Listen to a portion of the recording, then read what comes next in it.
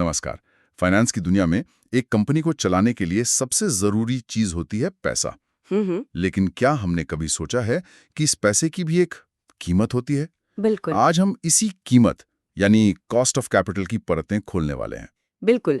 और ये सुनने में जितना टेक्निकल लगता है, इसका कॉन्सेप्ट उतना ही सीधा और लॉजिकल है। हाँ, हमारा मिशन भी यही है कि इस चैप्टर को एक कहानी की तरह समझें। मतलब इसे एक कंपनी के फाइनेंशियल इंजन को बनाने जैसा देखेंगे। कौन सा फ्यूल मतलब पैसा कहाँ से आता है, कितना महंगा पड़ता है और आखिर में उस इंजन की ओवरऑल एफिशिएंसी यानी औसत लागत क्या है। हम सिर्फ फॉर्मूलों को रटेंगे नहीं, बल्कि उनके पीछे के क्यों को समझेंगे। तो चलिए इस फाइनेंशियल इंजन का पहला और सबसे आम पुर्जा देखते हैं, उधार का पैसा यानी cost of debt. Cost of debt. जब कोई कंपनी बैंक से लोन लेती है या डिबेंचर्स जारी करती है तो उसे ब्याज देना पड़ता है। सीधी सी बात है, यही उसकी लागत है। लेकिन कहानी में एक मजेदार ट्विस्ट है ना? हाँ, और वो ट्विस्ट है सरकार का दिया हुआ एक तोहफा, जिसे हम कहते हैं टैक्स शील्ड। अच्छा। कंपनी जो भी ब्याज चुकाती है उसे वो अपने प्रॉफिट में से खर्चे की तरह घटा सकती है। तो प्रॉफिट कम हुआ तो उस पर लगने वाला टैक्स भी कम हो गया। अच्छा, तो सरकार एक तरह से कंपनियों को लोन लेने के लिए इंसेंटिवाइज कर रही है, क्योंकि ब्याज पर टैक्स बचाकर वो अपनी असल लागत कम कर सकती हैं। That's clever. एग्जैक्टली। तो असल में ब्याज का पूरा बोझ कंपनी पर नहीं पड़ता। इसीलिए हम हमेशा इंटरेस्ट को 1 माइनस टैक्स रेट से मल्टीप्लाई करते हैं, ताकि हमें टैक्स के बाद की असली लागत पता चले। बिल्कुल। और यही वो पहला पॉइंट है जहां स्टूडेंट्स एमसीक्यू में गलती कर सकते हैं। वो 1 माइनस टी लगाना भूल जाते हैं। राइट। अब डेप्ट में भी दो किस्में हैं। एक है इर्रिडीमेबल, मतलब ऐसा उधार जिसे कभी वापस नहीं करना। हाँ, सैद्धांतिक रूप से सिर्फ ब्याज देते रहना है।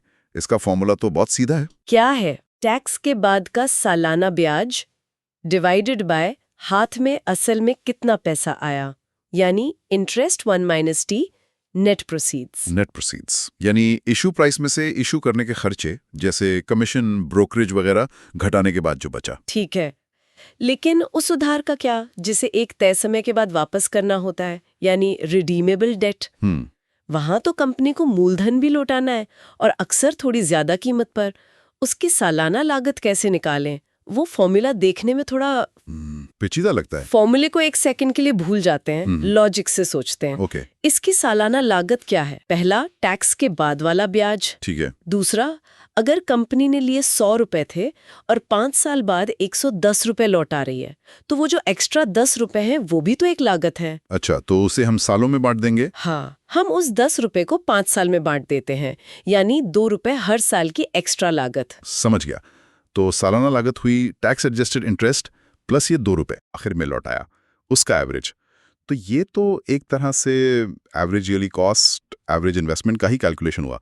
अब समझ में आ रहा है। आपने बिल्कुल सही पकड़ा। वो जो लंबा सा फॉर्मूला है I1 minus T plus RV minus NP upon RV plus NP into 2, वो इसी लॉजिक का मैथमेटिकल रूप है। और एग्जाम में 99% केस में यही अप्रॉक्सीमेशन मेथड इस्तेमाल होता है। ठीक है, तो डेप्ट का मामला साफ है, लेकिन कंपनियां हमेशा सिर्फ उधार पर नहीं चलती। कभी कभी उन्हें ऐसा पैसा चाहिए होता है जो उधार जैसा भी हो और मालिकाना हक जैसा भी, एक बीच का रास्ता। यहीं पर प्रेफरेंस शेयर्स आते हैं, है ना? बिल्कुल। प्रेफरेंस शेयर्स एक हाइब्रिड इंस्ट्रूमेंट है। इन्हें एक फिक्स्ड रेट से डिविडेंड मिलता है जो डेप्ट जैसा है। लेकिन अगर प्रॉफिट नहीं हुआ तो डिविडेंड न देने पर कंपनी दिवालिया नहीं होगी। हाँ, जो इक्विटी जैसा है। इनकी कॉस्ट निकालना डेप्ट जैसा ही है, पर एक बहुत बड़ा फर्क है, और वो फर्क यकीनन टैक्स शील्ड ही होगा। Spot on. Preference dividend per कोई टैक्स शील्ड नहीं मिलती। क्यों? लॉजिक बहुत सिंपल है। डिविडेंड हमेशा प्रॉफिट पर टैक्स लगने के बाद दिया जाता है। चूंकि ये चार्ज अगेंस्ट प्रॉफिट नहीं बल्कि एप्रोप्रिएशन ऑफ प्रॉफिट है, इसलिए इससे कोई टैक्स नहीं बचता। अच्छा। यही वजह है कि इसके फॉर्मूले में आपको कहीं भी 1 माइनस टी नहीं दिखेगा। तो इररिडीमेबल के लिए फॉर्मूला हुआ प्रेफरेंस डिविडेंड नेट प्रोसीड्स, और रिडीमेबल के लिए भी डेट वाला ही लॉजिक, बस बिना 1 माइनस टी के। यहीं पर एक और टर्म आता है फ्लोटेशन कॉस्ट। ये क्या है और इसका क्या असर होता है? फ्लोटेशन कॉस्ट यानी सिक्योरिटीज को जारी करने का खर्च, legal fees, underwriting commission, printing का खर्च वगैरह वगैरह।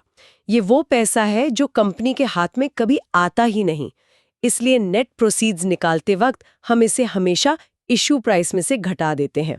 ओके। यहाँ एक ऐसी बात है जिसमें स्टूडेंट्स अक्सर फंस जाते हैं। सवाल को ध्यान से पढ़ना होगा। अगर सवाल कहता है कि फ्लोटेशन कॉस्ट फेस वैल्यू का 2% है, तो हमें वही करना पड़ेगा। और अगर कुछ नहीं लिखा है तो ये हमेशा इश्यू प्राइस पर कैलकुलेट होती है। एग्जामिनर अक्सर यहीं पर भाषा का खेल खेलते हैं। ठीक है। अब आते हैं इंजन के सबसे ताकतवर और सबसे पेचीदा हिस्से पर, कॉस्ट ऑफ इक्विटी। ये कंपनी के असली मालिकों यानी इक्विटी शेयर होल्डर्स का पैसा है। कंपनी पर इन्हें डिविडेंड देने की कोई कानूनी मजबूरी नहीं होती, तो फिर इसकी कॉस्ट कैसे निकाले? ये तो मुफ्त का पैसा लगना चाहिए। ये एक बहुत शानदार सवाल है और कॉस्ट ऑफ कैपिटल का दिल है।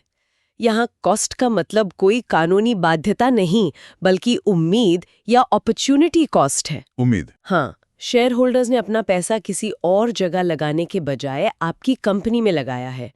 वो एक मिनिमम रिटर्न की उम्मीद करते हैं।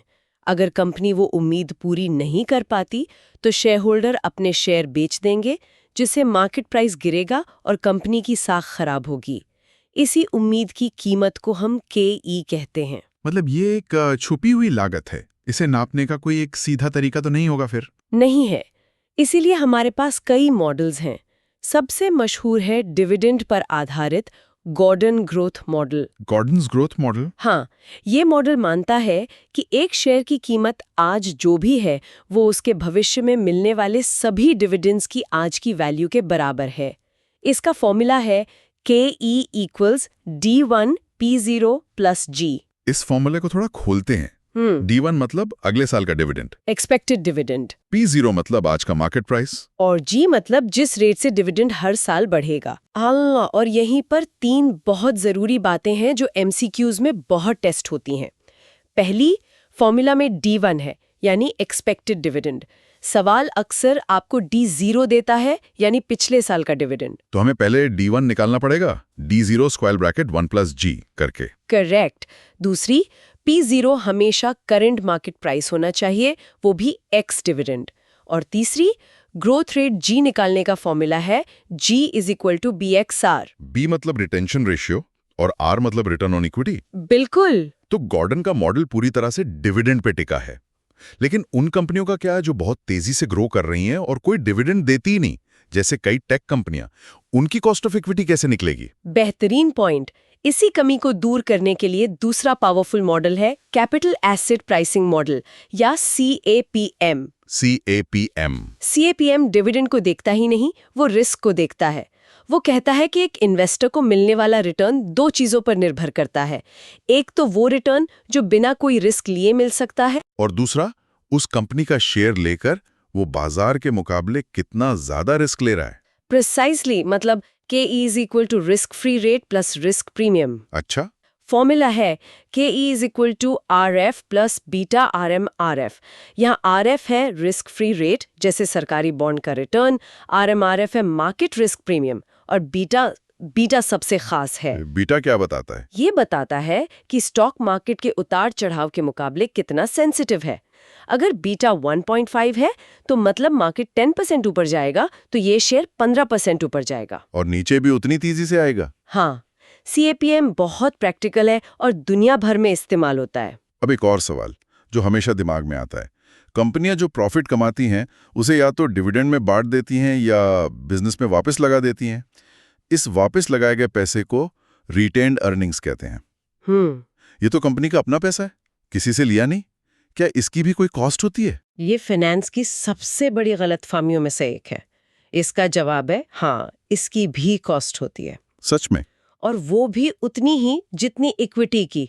सोचिए, वो पैसा असल में किसका है? शेयर होल्डर्स का। तो अगर कंपनी उसे रिटेन करने के बजाय डिविडेंड के तौर पर उन्हें दे देती, तो वो उसे कहीं और इन्वेस्ट करके KE के बराबर रिटर्न कमा सकते थे। तो ये एक अपॉर्चुनिटी कॉस्ट है। कंपनी उस पैसे को रोककर शेयर होल्डर्स को उस मौके से वंचित कर रही है। इसलिए कंपनी पर जिम्मेदारी है कि वो उस पैसे पर कम से कम उतना ही कमा कर दे जितना शेयर होल्डर खुद कमा लेते। Wow, that makes so much sense. बिल्कुल। तो KR is equal to KE। Okay, इनमें फर्क सिर्फ तब आता है जब सवाल में पर्सनल टैक्स या फ्लोटेशन कॉस्ट का जिक्र हो। और यहाँ एक बहुत महत्वपूर्ण एडजस्टमेंट है। जब कंपनी नए शेयर्स जारी करती हैं तो KE निकालने के लिए हम डिनोमिनेटर में से फ्लोटेशन कॉस्ट घटाते हैं। लेकिन रिटेन अर्निंग्स तो अंदर का पैसा है। हाँ, उसे जुटाने में कोई फ्लोटेशन कॉस्ट नहीं लगती, इसलिए KMR निकालते समय हम सिर्फ करंट मार्केट प्राइस यूज करते हैं। ये छोटा सा फर्क जवाब को बदल सकता है। तो अब हमारे इंजन के सारे पुर्जे तैयार हैं। Debt, preference, equity, retained earnings, सबकी अलग अलग लागत है। अब कंपनी की ओवरऑल एक औसत लागत कैसे पता चलेगी? उसके लिए हम निकालते हैं WACC, weighted average cost of capital. Weighted average. नाम से ही साफ है, ये सभी सोर्सेज की कॉस्ट का एक वेटेड एवरेज है। हम हर सोर्स की कॉस्ट को कुल कैपिटल में उसके वजन यानी वेट से मल्टीप्लाई करते हैं और फिर सबको जोड़ देते हैं। इसे एक स्टूडेंट के रिपोर्ट कार्ड की तरह समझ सकते हैं। कैसे? हर सब्जेक्ट मतलब सोर्स ऑफ फंड में मिले मार्क्स मतलब कॉस्ट को उस सब्जेक्ट के क्रेडिट्स यानी वेट से मल्टीप्लाई करके हम GPA यानी WACC निकालते हैं। क्या बेहतरीन एनालॉजी है। बिल्कुल यही है। अब सवाल उठता है कि ये वेट्स कैसे तय करें, बुक वैल्यू पर या मार्केट वैल्यू पर? यहाँ हमेशा कंफ्यूजन रहता है। हाँ, बुक वैल्यू तो किताबों में लिखी पुरानी कीमत है और मार्केट वैल्यू आज की असलियत। लॉजिक तो कहता है कि मार्केट वैल्यू ही ज्यादा सही होनी चाहिए। और आपका लॉजिक बिल्कुल सही है। फाइनेंस में हमेशा भविष्य के फैसले लिए जाते हैं और उनके लिए मौजूदा कीमतें ही मायने रखती हैं, ऐतिहासिक नहीं। तो हमेशा मार्केट वैल्यू वेट्स। हाँ, अगर सवाल में डेटा है तो हमेशा। और यहीं पर एक आखिरी और सबसे मुश्किल एडजस्टमेंट आता है जो अच्छे सवालों की पहचान है। वो क्या है? रिटेन्ड अर्निंग्स की अपनी कोई मार्केट वैल्यू नहीं होती क्योंकि वो बाजार में ट्रेड नहीं होते। तो उसका वेट कैसे निकालें? हम पहले इक्विटी की कुल मार्केट वैल्यू निकालते हैं। Number of shares into current market price. Correct. फिर इस कुल वैल्यू को हम इक्विटी शेयर कैपिटल और रिटेन्ड अर्निंग्स में उनकी बुक वैल्यू के अनुपात में बांट देते हैं। ये एडजस्टमेंट WAC की कैलकुलेशन को बिल्कुल सटीक बना देता है। और आखिर में इस WACC को निकालने की इतनी मेहनत का फायदा क्या है? ये नंबर कहाँ काम आता है? WACC बिजनेस के सबसे जरूरी फैसलों की रीढ़ है। ये कंपनी के लिए एक हर्डल रेट या minimum required rate of return बन जाता है। Hurdle rate. मान लीजिए कंपनी का WACC 12% है। इसका मतलब है कि उसे पैसा जुटाने की औसत लागत 12% पड़ रही है। अब उसे कोई भी नया प्रोजेक्ट तभी लेना चाहिए जब वो कम से कम 12% से ज्यादा कमा कर दे। अगर कोई प्रोजेक्ट 11% कमा रहा है तो वो कंपनी के लिए वैल्यू बना नहीं रहा बल्कि नष्ट कर रहा है। बिल्कुल। तो ये एक तरह का बेंचमार्क है, एक हाई जंप बार जिसे हर नए इन्वेस्टमेंट को पार करना ही होगा। एकदम सही।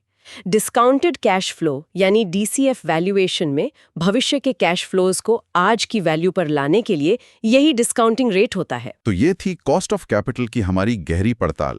हमने डेट के टैक्स शील्ड से लेकर इक्विटी की उम्मीदों तक और WACC की बारीकियों को समझा। बिल्कुल।